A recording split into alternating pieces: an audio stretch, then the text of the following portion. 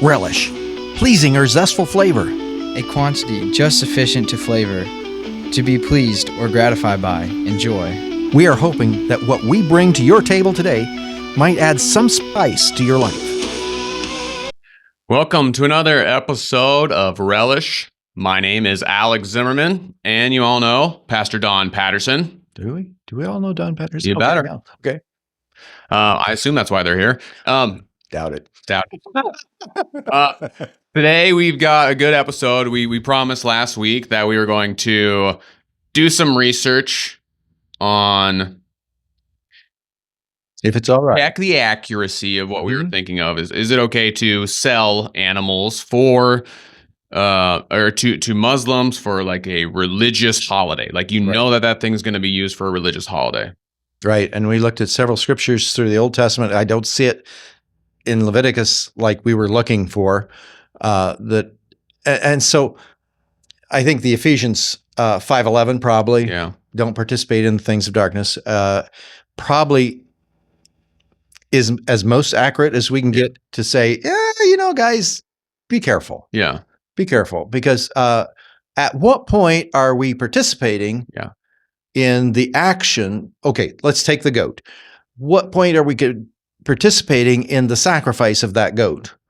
Do we participate in the sacrifice by selling the goat to somebody who's going to use the goat for sacrifice? And you can go sacrifice in the Muslim world. You can go sacrifice among the Jews. You could go to the demonic world. I mean, really. Yeah. What if you know that they're going to come and buy your goat and use it in a demonic ritual? Yeah. Possible. Would you say no? Are they paying good money, That's kind of one of the things. Are we saying it's okay because they are, from what I understand, is that there is a good market for it? Mm-hmm. I mean, they had a big sheep sale. Well, we wouldn't do it. Show. We wouldn't do it if there was a bad market for it. Very well done. Very well done. Yeah. Sorry. Yeah, I can hear everybody laughing. Yes. So part of it, you like that. Part of it is, at what point are you in your faith in such a way that you're going to say no? Yeah. Yeah. Well, hi, guys. People at the window. Cool. So, do we need to take a hiatus? I suppose. Hold on. I'll be right back. Just a moment in our studio. Okay.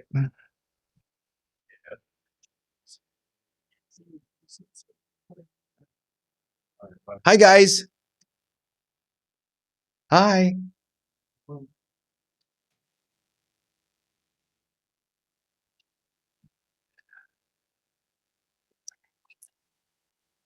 Edited moment. Yeah. Trying to remember where we were. We were talking about that. So then where do you draw your personal lines? Right. Because ultimately, these kinds of things sit in our discipleship. Mm-hmm. It's in that relationship between us and God. Yeah. And so you've got to do it. And what I've found in my life, and maybe you haven't found it in your life, is if I draw a line in concrete over here, and then I do something over here that isn't quite as easily detected, then somebody's, wait a minute, Don, you do this? You won't do this, but you will do this? Oh, yeah. And so then you start, okay, is there an inconsistency in my life? And I guarantee you, if there is someone who's questioning the Christian faith and wondering whether they should be a Christian or not, they're going to be looking at Christians and saying, wait a minute. Oh, and they have every right to. That does not line up. That's right. They don't practice what they preach. They have every right to do that. And they have every right to do that. Exactly. Yep. And so we have to sort of watch those parameters and be aware of, okay, if I'm doing this over here, how does that affect what I do over here? And we need to live into this faith that God has given us as best as we can. And that's why I don't hold somebody who's been a Christian 2 weeks to the same standard as someone who's walked with Christ for 12 years. Yeah. Because this is a growing experience. Exactly. It's like any other relationship. We grow into that relationship with Christ. We grow into our relationship with God. And so it changes over time. Mm-hmm. It's beautiful. Yep. It is. It is. and challenging. Yep. Oh yeah. I mean, you always got to kind of check your heart to see where your motives are for that kind of thing, right? Exactly. Yeah. So, yeah. So before you sell your goat, pray. Yeah, that's good. I'd say, yeah, another good idea would be a great opportunity for witness. It is an opportunity. Sure. Yeah, exactly. Yeah. All right. So on to the next topic. We said we were going to talk about quote unquote the Jews. Usually this is, when people are saying, these bad things are happening and they're attributing it to the Jews. So I wanted with Don to kind of figure out, who are we actually talking about? Right? Yes. Because the Bible talks about, calls Jacob is called Israel. So we have a person, right? Yep. Israel. Now then there's a people, and then there's a place. And so how do we know who we're talking to? So can you kind of define all the key players in this? So let's sort of get a grasp of God's purpose. Yeah. God's purpose has been to call out a special people. And so we go back and we see this with Abraham. And Abram was actually from Eber, who was descended from Seth. And that's how we get Hebrew, from Eber, sons of Eber. Yeah. Okay. And so our Hebrew thing comes there, and it comes through Abraham. Then Abraham, was this called out one from Ur and the Chaldees and called to Canaan. And over time, then the three patriarchs, Abraham, Isaac, and Jacob, and then Jacob's descendants were taken into Egypt. Okay. And so that process was calling out a people. A special people Who would have been almost Egyptized, but not quite. Right. And then they were called out to this model that God wanted them to call into. And then over the course of time, then it's always been a process where God, I hate to say calls out, but maybe he's doing some culling, his chosen people. Sure. And then we go all through the time of the kings, and we realize the kingdom was destroyed, and then there was always a remnant. And we hear Isaiah talking about the root of Jesse. Yeah. And it comes right down to, instead of being a great big tree anymore, it's just the root of Jesse. Mm-hmm. And then you have Paul talking about us being engrafted branches into this root of Jesse. So I would hesitate to say that everybody who calls themselves Jew is Hebrew, because you have to separate the religion from the politics and the ethnics.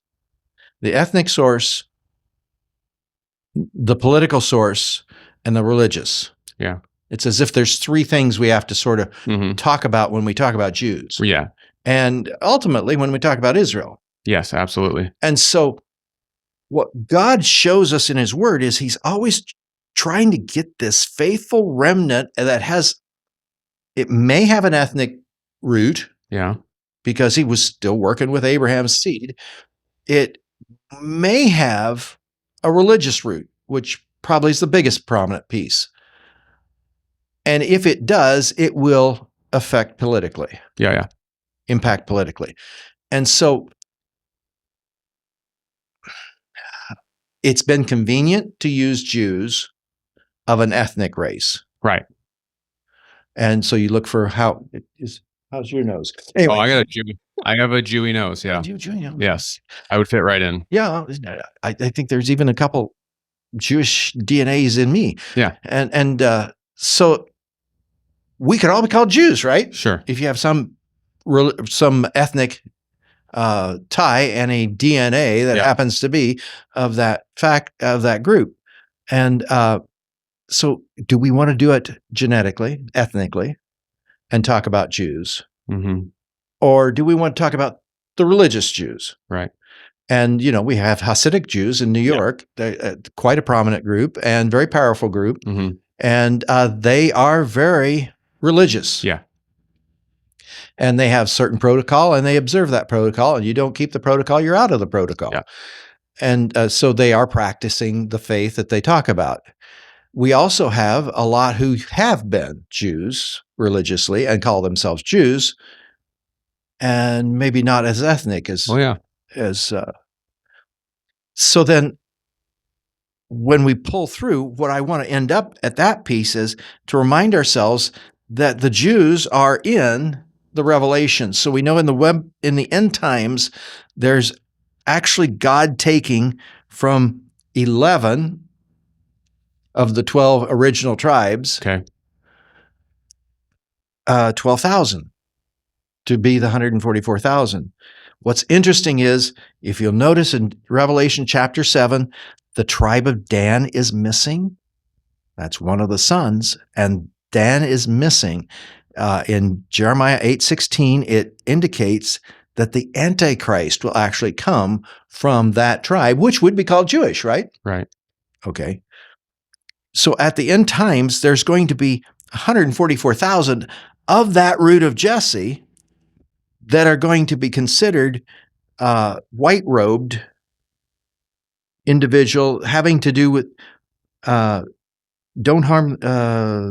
I heard them number those that were sealed in God, and it was 144,000 from the tribes of Israel. Yeah. And then in chapter 14, That was chapter 7, by the way. that was chapter 7, chapter 14, and with him the 144,000 who had his name and his father's name on their forehead. Yeah.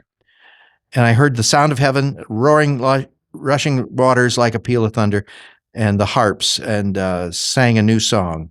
And it's a heavenly peace there in heaven. Mm-hmm. And so of all those who call themselves Jews or Hebrews or Israelites, there will be 144,000 is quite a few. Yeah. A significant number that are kingdom people. Yeah. Now, does that mean what does that mean? Right. And so I'd say be very careful. Yeah. When we're throwing around the term Jew, right, and Israelite, and I'd say even the term Israel. Sure. Because are you talking about Israel, the Old Testament? Or are you talking about the present political state? Right. In the Middle East. Now, I let Don cook for a little bit. I do like to listen to him talk and go through all this. But if you're new to Don cooking, if you're a new Christian or something like that, what he was doing is saying that there's a special group of people that God has chosen, right? And through Revelation, that's the last book of the Bible, right? That also gives evidence that these special people will be. God will call them, right? Right. It's 144,000. 144,000. So that means that they are still alive today. Right. Right. There's a remnant right. within what we call Israel. Yeah. There's a remnant in what we call Jews. There's a remnant among them of these 144,000. Right. And I have a question, so put a pin in that. But at the end there, kind of what we were saying is like there are a lot of different players that get labeled under quote unquote the Jews. And we need to kind of take that apart a little bit to see who's actually getting that label. Absolutely. Because even in the Old Testament, we see Israel going against God and doing things that God didn't want. Right. And that ultimately took the kingship and the kingdom away from them. Israel, that was the people Israel, right? Not the country? Yes. Right. So were they Jews? But there was a country, Israel, back then too. Back then as well, right? Mm-hmm. So were those people, the Israel body, right? Were they the Jews at that time? Or can we refer to them that way? Ethnic heritage, they would have been. Okay. Yeah. Or would become, right? Mm-hmm. Okay. All right. So, and so then, can I make it a little messier? It seems messy. We even know at the time of Christ, there were actually Greeks becoming Jews. Yeah. Yep. Religiously. You can see that next. Yep. And exactly. Mm-hmm. And so the proselytes, the proselytes were coming in, and so they wouldn't have had the ethnic piece, right? But they would have the religious piece. Mm-hmm. So are they Jews? Yeah, they're Jews. Yeah. Let me ask this question. So it gets really messy after 4,000 years. How? Why? So in the Bible, I feel like you can see you can understand it a lot better. There's a lot more definition, separation between Israel, the country, Israeli people, and Jews, and just the different. Well, they didn't have different sects of them at that time necessarily. Maybe they're towards the end. what happened that makes it so that made it so confusing now, or what made it like mean? What made those words come to mean different things now? Well, partly it's the diaspora, because when in 70 A.D., when the Romans took over Jerusalem, the center of the Israel world, Israel, there was a lot of pushing out. Mm-hmm. And so it actually pushed the Jews way out of Jerusalem, which didn't really work good for the Romans. Yeah. Because then they pushed them out of Rome. Yeah. And so the Jews have always been a dispelled people. Yeah. Even in the midst of all this mess, God has an intention to bring a peace out of that. Yeah. And that's at 144,000. Mm-hmm. And even the geographic spot of Israel will play a role in the end times. And I've been reading here lately and looking forward to these two witnesses that are talked about in chapter 11. Oh, of Revelation, yep. I think, that happens. From what I gather, it's going to happen there in Jerusalem. It's going to happen there. And they don't end up too good, and then they get resurrected. Right. I really think that's going to make the national news. I think it might even be on NBC. I would hope so. I would hope so. I would hope so. But what I'm saying is, be careful. Let's be careful how we treat these terms, Israel, Jews, even Hebrews, as to, are we talking about Old Testament? Mm-hmm. Are we talking about Jesus' time? Are we talking about Revelation? God has an intention for that piece of real estate that we call Israel. Does that make everything that's going on right now right? Oh, heavens, no. No. I mean, religious becomes political. Yeah. And that's a dangerous spot. Yeah. I'm okay with religions supporting, especially the things that are positive about our faith, our morality, our view of sexuality, how we treat our brother. All those things of our religion should be affecting our politics. Mm-hmm. But whether or not I eat bacon or have to have lamb, I will argue with you. Yeah. Yeah. Okay. Okay. So, did I hit what you wanted to hit? I think so. Yeah. I think the big takeaway, just since the Jews thing is so black and white, if you're that kind of person that you want to think of that in black and white, here's the black and white answer. That is that there's a lot of different things that come under that umbrella heading of the Jews. And if you do that, and refer to Israel as the Jews, and the Jews live there and they're doing this thing, you're not operating wisely. Right. And I even remember a guy talking about the Jews we call Jews today are Edomites. And I thought, wait a minute. Where are you getting that? They're not really Jews. Oh, I see. And so I how are you getting there from here? I mean, what's the DNA? And I didn't get a good answer, but there are so many conspiracy kind of things out there that just muddy the works. Oh yeah, it's fun. Go back to the Bible. Yeah. Don't mess around with all this other stuff. Yeah. Go to the Bible. All right, let's go back to the Bible then. Okay. Oh. If Israel was God's chosen people, why did Israel repeatedly rebel against God? And what was the point of rebellion? Sure. I still go back. This is Donnie's, special language that I do. I still go back to the fact they lost sight of the focus that God was putting them on. Yeah. Because the covenant that was made was that I will bless you. I will make your name great. You will be a blessing. Mm-hmm. I will bless those who bless you. I will curse those who curse you. And all peoples on earth will be, future tense, blessed through you. But the intention of that is you will be a blessing. Yeah. And I think when Israel lost sight of the fact, the Jews lost sight of the fact that because they are favored by Almighty God, they themselves are to be a blessing to the people around them. Mm-hmm. When they lost sight of that, they lost God's blessing. Yeah. And I think time after time and time again, you'll see this passage of Genesis chapter 12, verses 1 to 3, used time and time and in different flavors, maybe here and there. But the bottom thing is, they weren't a blessing. They weren't being a blessing. Okay. Their selfishness, their self-centeredness, it was all about them, overrode the fact that they were elevated to a special position with Almighty God for the purpose of being a blessing to people outside that who weren't them. Yeah, and if you can, and they were not a blessing. Mm-hmm. They did not live like a blessing. They lived like a closed community that weren't ever going to help their neighbor. Yeah. And then when Christ comes in Mark chapter 12, love the Lord your God with all your heart, with all your soul, with all your mind, with all your strength, and love your neighbor as yourself. Yeah.